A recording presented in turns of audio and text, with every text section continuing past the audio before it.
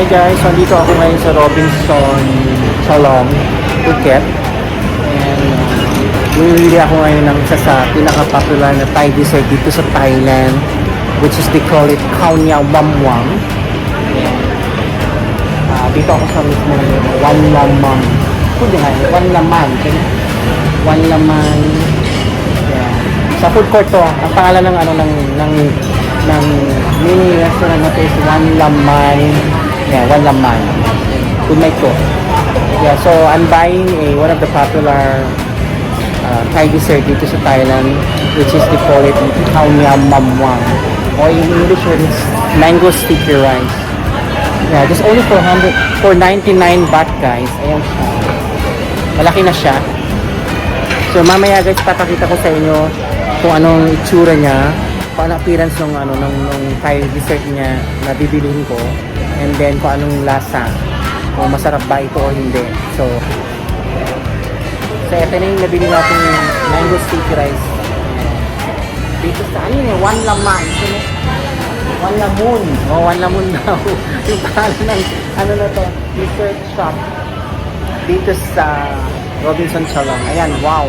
Itsura pa lang, talagang sobrang sarap na guys. Ayan. Katakam-takam na siya guys. Oh. Try nyo to.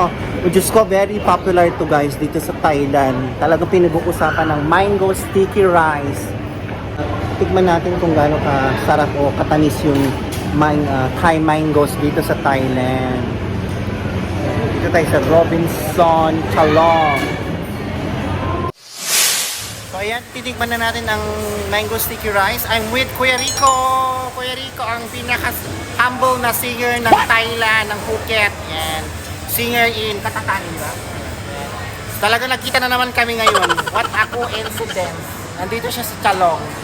Ayan, Robinson Chalong. Gala-gala. Day off ni Kuya, no? Day off ni Kuya ngayon. Mayaman. Burger ang in-order ni Kuya. Yan, so tikman na natin ang mango sticky rice ng Thailand. Yan. Wow!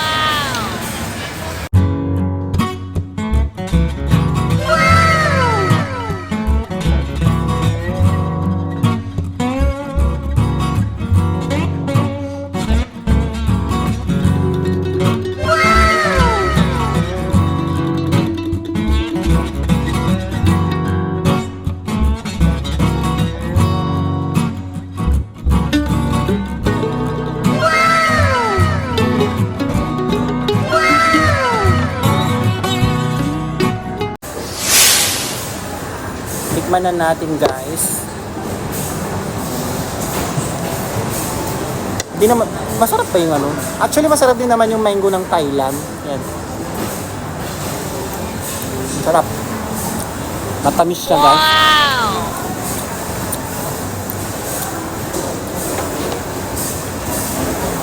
Yan. May dessert ka.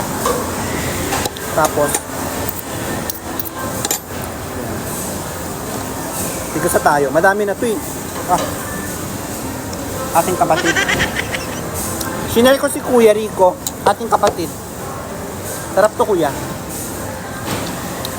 In fairness, masarap yung mango sticky rice nila dito sa Robinson Chalong. Saan kaya? Second floor to, kuya? Tama ba? Sa second floor to guys, ang pangalan ng mini shop nila is One Lamun. Sabi nung babae. I hope I pronounce it correctly. Try nyo to guys pag nandito kayo sa Thailand. One of the popular Thai dessert dito sa Thailand. Mango sticky rice or Khao Niao Mam Wang. Sarap. Sarap siya guys. Ano siya? Coconut milk yung sauce niya.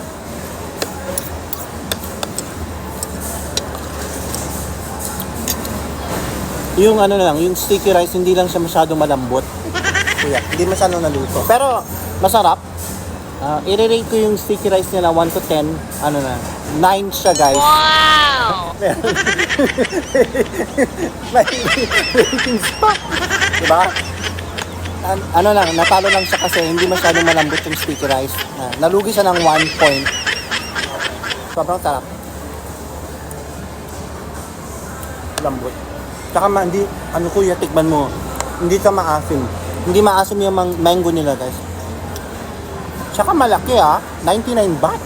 Guys, 99 baht lang. Sobrang mura na to. Actually, mura na tong 99 baht na to. Malaki po yung mango.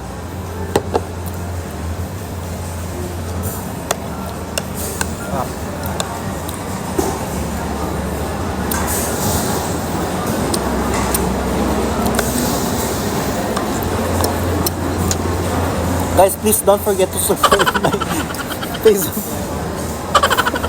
Promote ako. Guys, please don't forget to support my Facebook page dito sa Thailand. Yan. I-share ko yung, sabi ko nga sa'yo, lagi ko i-share sa inyo yung travel experience ko dito sa Thailand, dito sa Phuket. Food, everything. Food, gala. Yan. Yung mga magagandang place na pwede nyong pasyalan dito sa Phuket. Kasi dito lang ako sa Phuket.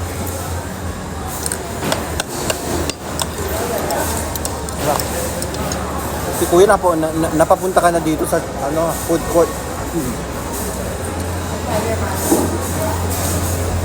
Harap Harap siya. Huwag kalimutang mag-like and follow sa aking Facebook page, Jules Travel, and my YouTube channel, Kunjulay Channel. Don't forget to click the subscribe button. Mag-follow kayo. Go! Kung ayaw nyo mag-follow, kiber. Kuya, diba? Ang importante, nanood kayo. Diba, Kuya Rico? Wala na akong pakialam kung i-follow nyo ako hindi. Mag-subscribe kayo hindi. Mag-subscribe kayo. Yeah, thankful ako. Pag hindi kayo mag-subscribe, hindi mag-follow, kasi hoda. Ang importante, pinanood nyo ako. Joke lang. Kuya, sarap ng mango, promise. Kumusta naman yung kinain mo? Pasok tabang. Magkano yan? 149. Napilitan kumain si Kuya Rico dito sa putyo-putyo na food court.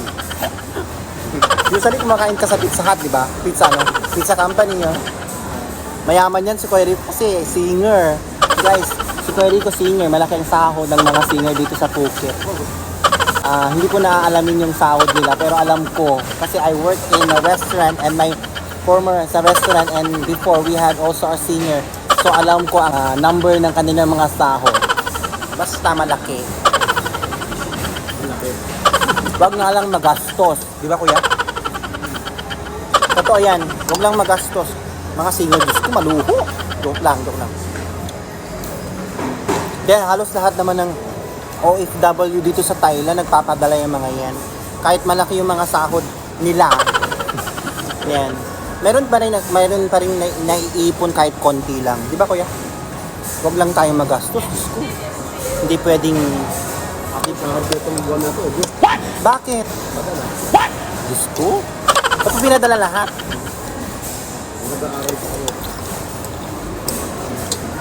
Yan na. Sarap.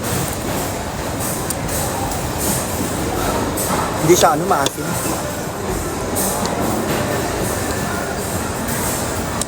Okay guys, I have to end my vlog. Huwag kalimutang i-try itong khao niya mamwang or mango sticky rice pag nandito kayo sa Thailand. Isa sa pinaka-popular na Thai dessert, guys. Yan.